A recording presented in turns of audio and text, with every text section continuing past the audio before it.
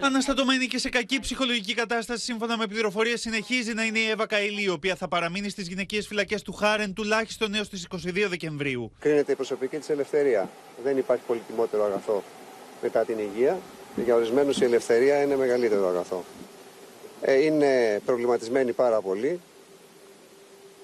Αισθάνεται προδομένη από τον σύντροφό της. Την ίδια στιγμή στο στόχαστρο των αρχών μπαίνουν 3 ευρωβουλευτές σύμφωνα με τη Λα Ρεπούμπλικα. Αυτοί είναι ο Μάρκ Ταραμπέλα, ο Αντρέα Κοτσολίνο και η Μαρία Αρένα, που φέρονται να εμπλέκονται στο Κατάρ Γκέιτ. Ο Βέλγος ευρωβουλευτής των Πρασίνων Φίλιπ Λάμπερτς μίλησε στην απεσταλμένη του Όπεν στις Βρυξέλλες Ευλαμπία Ρέβη για τις δονήσεις που εξακολουθούν να τραντάζουν το Ευρωκοινοβούλιο, αλλά και για λόμπι που προσεγγίζουν βουλευτές ώστε να ψηφίσουν προς εξυπηρέτηση συμφερόντων. It's not good news for democracy. You serve as a member of the European Parliament.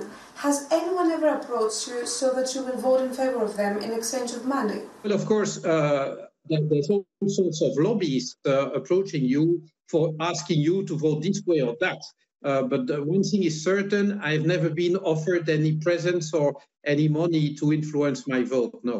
What's next in the European Parliament? What I hope is that the Parliament will take new measures to ensure better transparency in its functioning. It's not that transparency is a 100% guarantee against corruption, but it makes corruption or the effect of corruption may be more visible. And when it becomes more visible, it becomes more inconvenient for those who go that way.